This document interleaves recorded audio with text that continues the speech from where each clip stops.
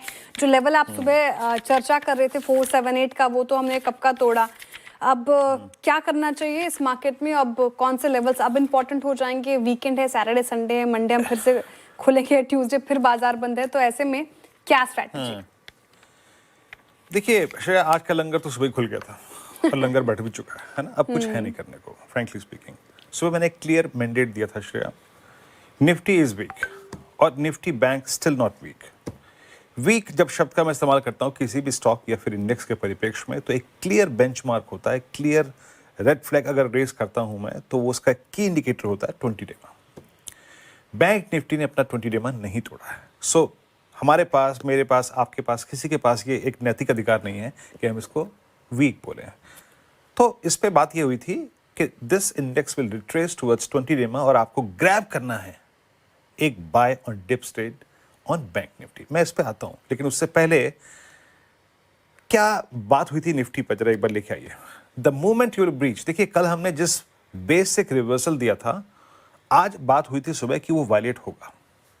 और ये मैंने सुबह आपके साथ भी शायद कई बार बोला, आशीष के साथ भी, बहुत स्ट्रॉन्ग चांसेस हैं, वी आर गोइंग टुवर्ड्स 200 डेमा। The moment you will breach 413 and 371, जैसे ही ये टूटेगा इस लेवल पे, आप जैसे ही एंटर करेंगे 200 डेमा खुल जाएगा। आपने जो हेडलाइन से पढ़ा था श्रेया, वो था simple moving average, I am talking about exponential.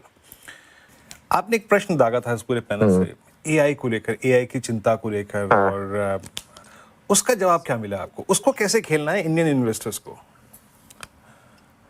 देखिए, एक जवाब जो मिल गया कि हम एनवीडिया नहीं बना पाएंगे, हमारे अंदर कैपेबिलिटी नहीं है। लेकिन क्या हम आगे जाते हुए, या हम एंथ्रोपिक नहीं बना पाएंगे, लेकिन क्या हम आगे जाते हुए इन कंपनियों को वो इंफ्रास्ट्रक्चर प्रोवाइड कर पाएंगे? क्या हम इन कंपनीज को वो इकोसिस्टम प्रोवाइड कर पाएंगे? क्या भारत उसमें वो लीड ले पाएगा? तो आई थिंक उसका जवाब मोर और लेस था कि हाँ, वो हम कर पाएंगे। तो आई थिंक कहीं ना कहीं एक सेंस बन रही थी कि एआई चैलेंज तो है हमारे लिए, लेकिन उसको चैलेंज के साथ साथ आप अगर एज एन अपॉर्चुनिटी भी यूज करेंगे तो वो भी आपके लिए कारगर रहेगा। लेकिन without a doubt I think, देखिए वीरू, मैं एक बार एक चीज पर आता हूँ।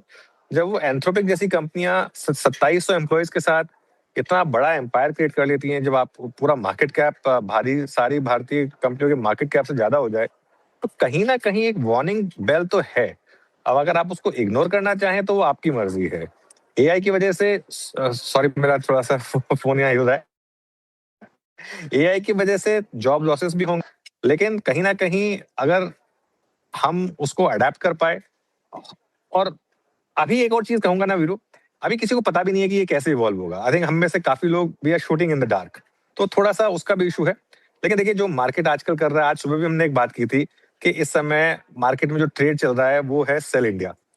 ये फैक्ट है। आज का भी अगर आप मुझे एक बार इंटरडे दिखा दें निफ्टी का, वैसे मैंने ज्यादा मार्केट ट्रैक नहीं किया है, लेकिन आई एम श्योर कि मार्केट प्रेशर में ही रहा होगा पूरे दिन। हाँ, 200 डेमा देख लिया आज हमने। हाँ, हमने तो बिल्कुल बिल्कुल वीरू, देखिए और आई थिंक हमने 3-4 दिन पहले ये बात की थी कि जो थर्सडे की, जो पिछले ट्यूसडे की जो कैंडल बनी थी ट्यूसडे की, वो कैंडल इतनी खराब थी कि आप ये 200 डे मूविंग एवरेज तोड़ेंगे।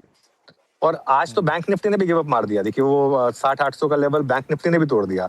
हालांकि निफ्टी आईटी आज ज्यादा नहीं गिरा, लेकिन है अभी भी निफ्टी आईटी सबसे वीक। तो कई बार मार्केट में ना ये पैराडॉक्सेस आते हैं इस समय।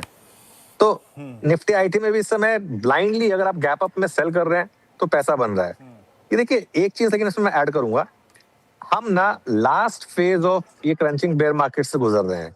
मेरे ख्याल से अगर आप देखें mid cap, small cap, advance decline, अगर ये सब देखेंगे आप मार्केट का, तो कहीं ना कहीं मुझे उम्मीद की किरणें नजर आ रही हैं इस मार्केट में। ये out and out bear market नहीं है, ये कहीं ना कहीं एक जिसे कहते हैं थ्रोइंग इन द टॉवल के बाद जो थोड़ा सा एक फेज आएगा। अगले 3-4 महीने आपको टेस्ट करेंगे इस मार्केट में। ये मेरी कॉन्वर्सेशन से भी निकल कर आया था जब मैंने रमेश दमानी जी से, मधु केला जी से और विजय केडिया जी से इस इवेंट के बाद, क्योंकि इवेंट में तो हमें 30 ही मिनट मिले थे, उसके बाद मैं उनके साथ जब बैठा था तो जो निकल कर आया था वो यही निकल कर आया था कि अगले 3-4 महीने काफी टफ रहेंगे मार्केट के लिए। लेकिन इन 3-4 महीनों में अगर आप अपना पेशेंस, अपना पैसा बचा पाएंगे, पैसा बचाना जरूरी है। जैसे हम सुबह बात कर रहे थे कि अगर आप जबरदस्ती में ट्रेड ढूंढेंगे और उसमें अगर अपना पैसा गवा देंगे तो वो अलग बात है, वरना अगर आप पैसा बचाएंगे तो अपॉर्चुनिटीज तो मिलेंगी इस मार्केट में। इस बीच में थोड़ा सा विषय को मोड़ूंगा, यहाँ पे चर्चा के विषय को मोड़ूंगा, निफ्टी को लेके आइए एक बार। और जो अभी कुछ देर पहले हम नूपुर से बात कर रहे थे दैट एमएससीआई एडजस्टमेंट्स का इम्पैक्ट वो इम्पैक्ट देखिए। देखिए ये प्रेडिक्टेबल नहीं है, ये कैसे होगा ये नहीं मालूम, बट सडनली निफ्टी ने 100 पॉइंट गवा दिए हैं। जब मैंने हर्षा जी से बातचीत शुरू करी थी, जब हर्षा जी से बात शुरू हुई थी, लेवल था 295 का, और हमने मात्र 5 मिनटों के अंतराल में, 7 मिनटों के अंतराल में लगभग 100 पॉइंट वहां से खो दिया। That's completely that impact of जो वो आखिरी के आधे घंटे में होनी थी, और क्योंकि 3-3 हो चुके हैं तो वो प्राइस डैमेज स्क्रीन पे विजिबल है। बट याद रखिएगा, ये बहुत ही पेसी मूव आते हैं, ये जो एडजस्टमेंट होती है ना जब, तो ये बहुत पेसी मूव आते हैं, तो थोड़ा सा संभल के देखकर। श्रेया, वीरेंद्र जी, आपने कहा कि होली आने वाली है, और लेकिन मार्केट ने लाल रंग ही चुना खेलने को। हरा भी चुन सकता था बाजार, निफ्टी बैंक निफ्टी रिकवरी दिखा देता, लेकिन ये तो 25,180 के लेवल पर निफ्टी 1.5% डाउन।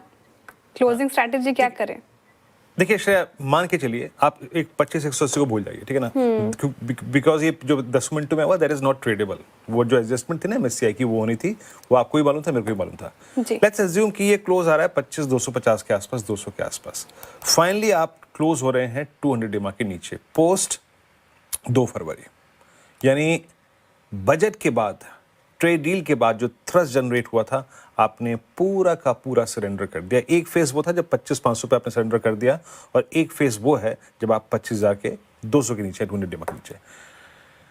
मैं फिर भी शायद ये कहूँगा कि मैं शॉर्ट नहीं जाऊँगा इस प्राइस पे। अब शॉर्ट अगर जाना होगा ना, तो किसी रिवर्सल पे, किसी एक अच्छे रिवर्सल के बाद। देखिए शॉर्ट करने का शायद एक तरीका होता है, मेरा रिस्क रिवॉर्ड रेशो अच्छा होना चाहिए, closer to certain averages, closer to कॉल आइटर्स जोन, उसके आसपास शॉर्ट करेंगे। मेरा मानना है श्रेया, न्यूट्रल जाइए इस प्राइस पे। और हमने आज भी शॉर्ट भी किया अच्छे पैसे। अगर आप देखें तो यहाँ पे स्विंग पे लोगों बने भी होंगे, व्यू शेयर भी किया था मैंने, बट यहाँ से न्यूट्रल जाइए। अब देखते हैं कि ये सिर्फ मतलब क्या था, क्योंकि पिछले 3-4 इंस्टेंसेस में ऐसा हुआ है, हाई इम्पैक्ट कॉस्ट पे बाजार क्रैक हुआ है। तो मैं इसलिए कहूँगा, मेरा व्यू आज था 200 EMA का, वो मुझे मिल गया। मैं इससे प्रभावित नहीं होगा कि बीते 10 मिनट में क्या हुआ।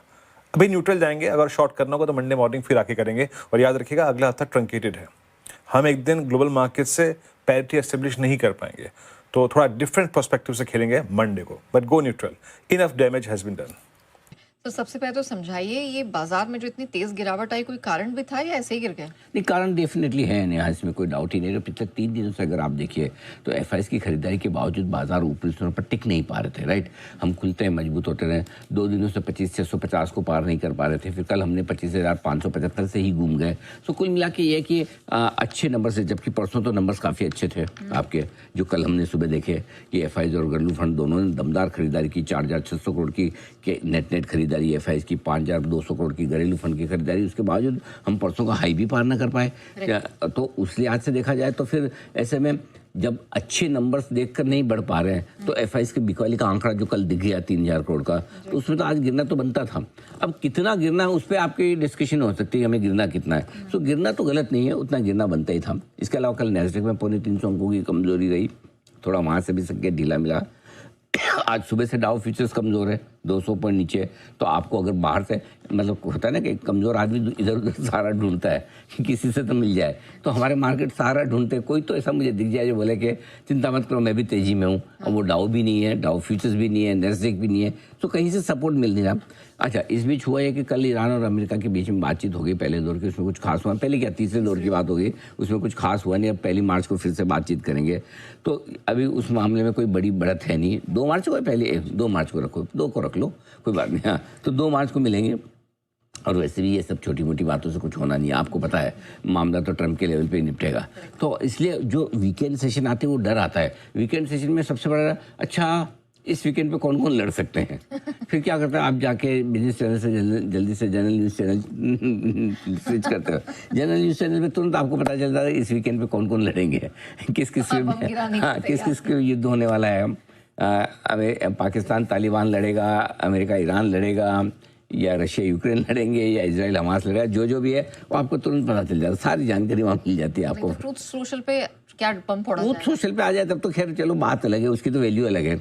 कि उसको तो हम वैल्यू भी करते हैं कि ट्रुथ सोशल पे अगर कोई ट्रम्प साहब बोले तो उनकी तो वैल्यू है, लेकिन बाकी जनरल न्यूज़ चैनल में हर रोज़ नया नया एक युद्ध छिड़ जाता है, और वो वीकेंड सेशन पे आते हैं हमें डर पड़ जाता है कि इस वीकेंड पे कौन लड़ेंगे। तो सोमवार सुबह आए तो पता चला इसके यहाँ बम गिर गया, उसके वहाँ बम गिर गया, तो वो डर हमेशा रहता है। तो इसलिए खरीदने वालों को डर ज़्यादा रहता है, बेचने वालों को कम रहता है। वो अलग बात है कि नुकसान किसी को भी हो सकता है, वो अलग चीज़ है। तो ये सारी चीज़ें हैं जो बाजार में थोड़ा कमजोरी कर रही है पैदा। ऑलराइट सर, गिरावट बढ़ गई है। डाउ फ्यूचर्स 200 पॉइंट नीचे है। 52 अंकों की कमजोरी बहुत तेजी से नास्डैक फ्यूचर्स में बढ़ती दिखाई दी है। पहले 8 पॉइंट ही नीचे था, 52 पॉइंट नीचे हो गया है। यूरोप के मार्केट्स भी अब धीरे धीरे करके अपनी स्ट्रेंथ गंवा रहे हैं। कच्चा तेल अब $72 के करीब आ गया है। रुपया 7 पैसे कमजोर, मतलब और ज्यादा कमजोरी 91 के करीब है। 90 रुपीज 97 पैसे $1 की। तो हमें देख के गिर रहे हैं थोड़े थोड़े बाकी उनकी खुद की कुछ नहीं, लेकिन ना जिस तरह की तेज गिरावट हुई है, सीधा 25,500 से 25,200 के नीचे बंद होना, ये तो कमर तोड़ने वाली गिरावट है। और ऐसे में अब जाहिर सी बात है कि इन लेवल्स पे शॉर्ट करके जाएं तो भी समझते हैं कि इतने ओवरसोल्ड मार्केट में, क्योंकि मैं ओवरसोल्ड इसलिए कह रहा हूँ नया कि आज के सेशन में ऑलरेडी पुट कॉल रेशियो आपका 0.64 के आसपास आ चुका था इंटरडे में, और आई एम श्योर सोमवार सुबह जब हम आएंगे तो आपको पुट कॉल रेशियो ओवरसोल्ड दिखेगा। तो मेरा ये मानना है कि पहली चीज़ है कि इस लेवल पे शॉर्ट तो नहीं करेंगे, शॉर्ट करना भी होगा तो मंडे ही करेंगे, अभी नहीं करेंगे, रिकवरी में करेंगे। रहा सवाल खरीदारी करने का, अगर आप शॉर्ट है तो थोड़ा सा पार्शियली शॉर्ट काट सकते हैं, या फिर 25,300 का कॉल ऑप्शन खरीद लें अगर शॉर्ट है। क्या है पता कभी कोई अच्छी खबर भी आ जाए और गैप से खुल जाए तो वो भी एक रहता ही है।